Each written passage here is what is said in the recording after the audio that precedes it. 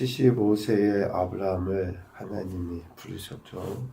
자식도 없이 살아가고 있던 아브라함에게 하나님이 하신 약속의 말씀이 너로 큰 민족을 이루고 내게 복을 주어 내 이름을 창대하게 할 것이다. 또 내가 이 땅을 네 자손에게 주겠다 라고 하신 약속의 말씀을 하나님이 하셨습니다. 그래서 가나안 땅에 들어가 살았었고, 또 가나안 땅에 기근이 들었을 때 애굽으로 피신해서 그곳에서 살면서 많은 부를 축적하게 되죠. 그런데 아직까지 오늘 16장 1절에 보니까 아브라함의 아내 사레는 출산하지 못하였다 라고 이야기해요. 하나님이 부르시고 10년이라는 시간이 지났음에도 불구하고 아직 자식이 없는 거예요. 10년이라고 하는 것이 횟수로 1년, 2년, 그렇게 해서 10년이겠지만 그냥 우리가 소위 완전한 숫자로 생각을 해보면 철저하게 하나님은 말씀하시고 약속하셨는데도 불구하고 전혀 이루어질 기미가 보이지 않는 그러한 시간으로도 생각을 해볼 수 있을 것 같습니다. 여전히 아브라함의 아내 사레는 출산하지 못했죠. 그때에 사레가 아브라함에게 제안을 합니다. 왜 제안을 했을까? 당시 아내, 여자가 출산을 못하는 것은 자신의 수치임과 동시에 가문의 수치로 여겨진 거죠. 그래서 사레가 아브라함에게 제안을 하죠. 오늘 2절에 보면 내가 출산하지 못하는 것은 여호와께서 내 출산을 허락하지 아니하셨기 때문이다 라고 이야기하면서 자신의 여종 하갈에게 여기서 들어가는 동침하여 라는 의미죠. 그렇게 하갈과 아브라함이 동침해서 자녀를 얻을 수 있을 것이다 라고 하며 제안을 해요. 여기서 두 가지를 우리는 생각할 수 있어요.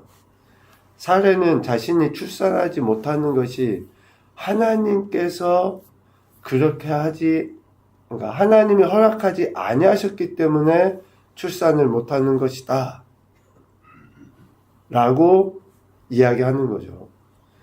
그러니까 자신이 임신하지 못하는 것은 근본적인 책임이 누구에게 있다는 거예요? 하나님께 있다는 거예요. 하나님께 책임이 있다. 자신의 출산의 문제는. 이 말이 옳죠. 그러면 어떻게 해야 됩니까? 하나님이 출산하시도록 하기까지 자신이 잉태하여 자식을 낳을 수 있을 때까지 그 출산의 문제를 하나님께 맡겨야 되잖아요. 하나님께 생명이 있다라고 하는 것을 알매도 불구하고 생명의 주관자이신 하나님을 신뢰해야 됨에도 불구하고 사레는 인간적인 방법을 동원합니다. 내 여종에게 들어가라 라고 아브라함에게 제안을 해요. 그 이야기를 들은 아브라함이 어떻게 합니까?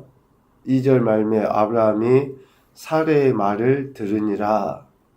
여기서 들으니라 라는 그 단어는 동의하다. 그 이야기를 매우 흡족히 여기다. 그런 뜻이에요. 그러니까 지금 사레가 아브라함에게 제안한 그 하갈을 첩으로 맞아들이는 것을 매우 흡족하게 여겼다. 만족했다. 그런 의미인 거죠. 사라가 제시한 요구와 방법이 어떠한 의미를 지니고 있는지 분명히 알면서도 아브라함이 이에 응했다 라는 것을 볼 수 있습니다. 사례의 제안이 요구가 하나님의 뜻과 계획과 상반되는 철저히 인간적인 방법임을 알면서도 동의하고 행동한 아브라함. 그러니까 사례의 제안이 인간적이다라고 하는 그 문제가 있지만 그것을 알면서도 그것에 동의하고 만족하게 여겨서 실행한 아브라함도 역시 하나님의 약속하신 그 말씀 본질에는 무관심했고 오히려 인간적인 방법으로 성취해 보려고 하는 그러한 교만한 모습이 있었다 라고 하는 것을 보게 됩니다. 10년이면 참 긴 시간은 맞아요. 하나님은 말씀하셨고 우린 그러잖아요. 말씀하실 때는 그 당장 뭐가 될 것 같잖아요. 뭔 이야기를 딱 들으면 또 특별히 좋은 일, 흥한 일, 잘 되는 일, 부유해지는 일, 뭐 이런 일들 들으면 좋기 때문에 그 당장 막 이루어질 것 같이 여기잖아요. 그런데 그 긴 세월 속에 얼른 이루어지지 않는 것으로 인해 충분히 이해는 합니다마는 15장 말씀을 우리는 아브라함의 인생에 있어서 하나님과의 관계에 있어서 변곡점, 완전히 전환점으로 우리가 보잖아요. 부르시고 말씀하신 것에 대한 아브라함의 반응, 여호와를 믿으니 이를 그의 의로 여겨주셨다. 그래서 아브라함을 믿음의 조상으로까지 표현을 하는데 여러분 아브라함이 이러한 믿음으로 하나님 앞에 고백했지만 그 시간의 흐름 속에 여전히 자신의 그 결핍과 해결되지 않는 그 문제 속에 인간적인 그런 제한, 세속적인 유혹, 이 제한에 넘어감으로 인해서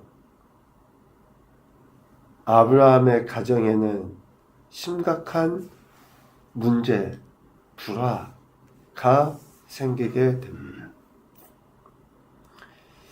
사례의 여종인 하갈이 임신을 하게 돼요. 4절에 보니까 아브라함이 하갈과 동침하였더니 하갈이 임신했다 라고 이야기하죠. 지금까지 아브라함에게 자녀가 없었던 것은 하나님의 주권적 섭리 가운데 그런 거잖아요. 사라가 잉태하지 못한 것, 그것은 하나님의 섭리 가운데 그렇게 된 거예요.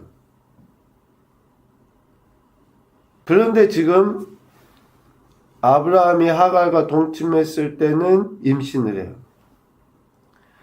그러니까 하나님께서 문제를 허락하셨고 하나님께서 해결하셔야지 되는데 지금 아브라함 그리고 그의 아내 사례는 어떻습니까? 하나님께서 해결하시기를 기대한 게 아니죠. 결국 하갈의 잉태, 임신으로 인해서 이제 하갈이 그의 여주인을 멸시합니다. 그가 자기의 임신함을 알고 그의 여주인을 멸시했다라고 이야기하죠. 하갈을 아브라함에게 첩으로 주었는데 그 하갈이 잉태한 후에는 오히려 자신을 멸시하는 사례는 멸시를 당하게 됩니다. 자신의 어쩌면 제안이고 계획이고 계책에 자신이 얽매이는 비참한 꼴을 당하게 된 셈이다 라고 할 수 있어요.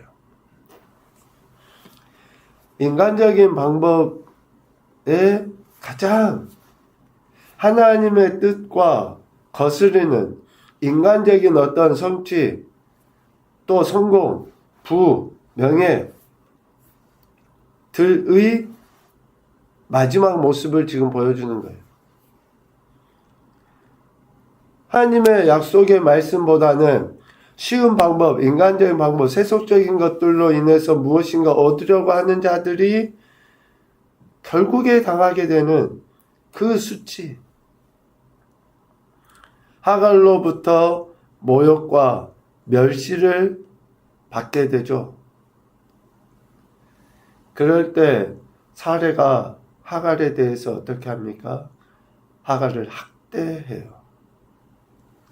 하갈은 그렇게 자신을 학대하는 사례를 피해서 도망갑니다.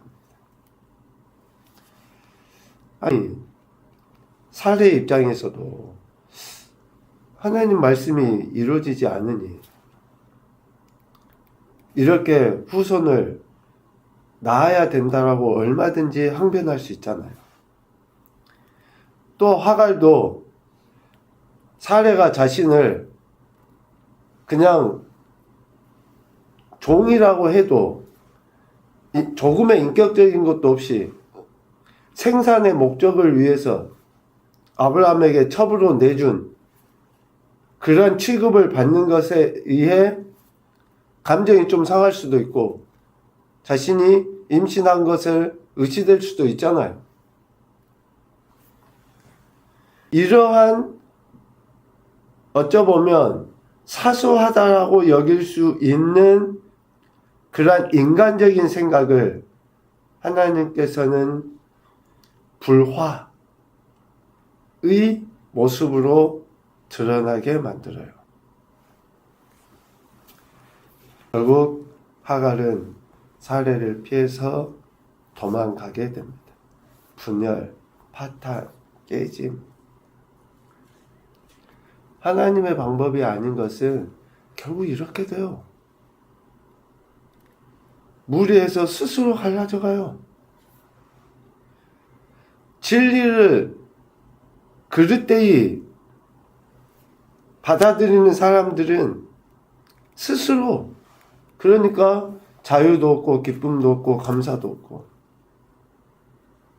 그 관계가 점차 불화의 관계가 되는 거죠. 사례의 인간적인 제한이 결국 하나님의 선하신 뜻을 파괴해버려요. 그런 관계 속에 불화로 드러나게 됩니다. 그런데 하나님은 이를 다시 회복시키고 또 하나님이 처음에 아브라함에게 하신 약속의 말씀을 이루어 가시죠. 이를 회복시키기 위해 하갈에게 여호와의 사자를 통해서 말씀하십니다. 네 여주인에게로 돌아가서 그 수하에 복종해라 라고 9절에 명령하셔요. 그리고 하갈에게도 약속하십니다. 네 씨를 크게 번성하여 그 수가 많아 셀 수 없게 할 것이다 라고 10절에 이야기해요. 그러면서 그녀가 낳을 아들의 이름을 이스마엘이라고 부르게 하십니다. 이스마엘의 의미는 우리 각조에도 나와 있지만 하나님이 들으셨다라는 의미예요. 하나님이 들으셨다. 하갈이 왜 이런 처지에 이르게 되었는지를 하나님이 아신다라는 그런 의미이죠. 불화를 화평으로 만드시기 위한 하나님의 또 뜻하심이 드러나는 것을 보게 됩니다. 하나님께서 하신 말씀을 하나님의 시간에 하나님께서 성취하시기까지 기다리는 그런 인내, 또 그 일이 이루어지도록 전적으로 헌신하는 순종이 있을 때에 진정한 화평과 화목을 이룰 수 있게 되는 거죠. 우리의 신앙이 말은 많이 해요. 하나님의 때 하나님 말씀이 이루어지도록. 조급함이 하나님의 뜻을 거스르고요. 세속적인 가치에 매몰되다 보면 반드시 하나님의 뜻을 거슬러 불화와 또 그런 안타까운 결말들을 맞이하는 것을 정말 많이 보게 됩니다. 오늘 아브라함의 이 가정, 특별히 사레와 하갈의 이 관계 안에서 우리가 어떻게 하나님의 뜻하심대로 삶을 살아야 하는지를 보게 되죠. 첫 번째 교훈입니다. 하나님의 말씀, 하나님의 때보다 앞서지 않기 위해 항상 겸손한 자세를 취하자. 왜 기도합니까? 하나님의 때를 기다리는 거예요, 기도는. 하나님이 하실 것을 바라보고. 두 번째, 인간적인 방법과 성취는 오히려 불화와 문제를 일으킬 뿐이다. 우리에게 매우 중요한 교훈인 것 같습니다. 인간적인 방법으로 뭔가 얻고 성취하고 부유해지고 높아지는 것이 결국은 더 큰 불화, 문제를 일으키게 돼요. 세 번째, 하나님의 시간을 알 수 없기 때문에 우리는 인내해야 한다. 기도해야 한다. 그래서 기도는 기다리는 거예요. 기다리는 거. 하나님이 우리를 통해서 하시도록. 그래 할 때 하나님의 역사하심을 더 크게 경험하게 되는 거죠. 오늘도 저와 여러분의 생명 주시고 또 약속하신 말씀을 신실하게 이루어가시는 그 하나님만을 신뢰하며 기도하고 인내함으로 더 큰 영광을 올려드리며 살아가는 교회복된 한날 되시기를 주님의 이름으로 축복합니다. 아멘.